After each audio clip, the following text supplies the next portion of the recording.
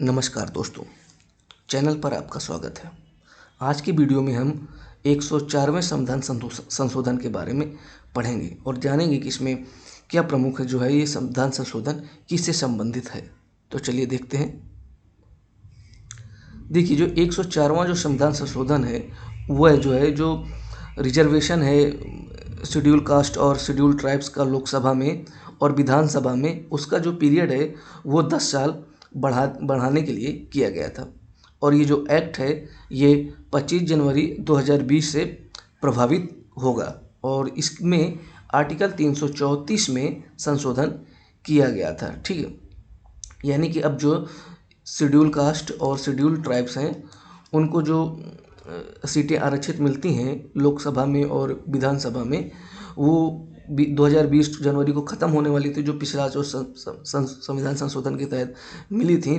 तो उस पीरियड को बढ़ाने के लिए ये 104वां संविधान संशोधन किया गया। इसके तहत अब जो है ये पीरियड 2030 तक हो जाता है, यानी कि अब जो सीटें रिजर्व हैं अब वो 2030 तक रिजर्व रहेंगी। ठीक है,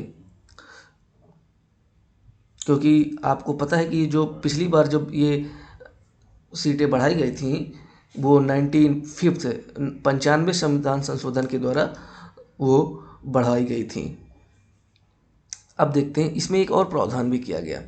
इसमें एक प्रावधान ये किया गया कि जो आपको पता है कि लोकसभा में 2 एंग्लो इंडियन सदस्य नामित किए जाते हैं।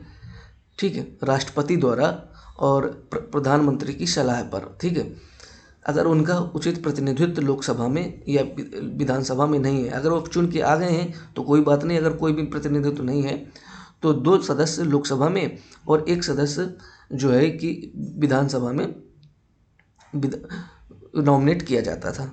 तो इसमें क्या है, इस जो 104वें संविधान संशोधन के द्वारा जो इनका जो पीरियड है इसको नहीं बढ़ाया गया है। ठीक है, यानी कि अब इस प्रकार से अब जो ये नॉमिनेशन का जो एक पॉलिसी है वो अब एबोलिश्ड हो गई है, अब वो समाप्त कर दी गई है।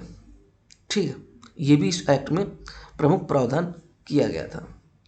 तो संक्षेप में देखें तो 104वें जो संविधान संशोधन है उसमें क्या किया गया, जो SC ST हैं उनके लिए लोकसभा और जो राज्यसभा में सीटें रिजर्व होती हैं उसकी जो अवधि बढ़ाकर जनवरी 2030 तक कर दी जाती है, यानी 10 साल बढ़ा दिया जाता है। और दूसरा जो प्रावधान क्या है, जो एंग्लो इंडियन जो है चुने जाते हैं लोकसभा में 2 और विधानसभा में 1, उनका जो नॉमिनेट करने का उसको समाप्त कर दिया गया है।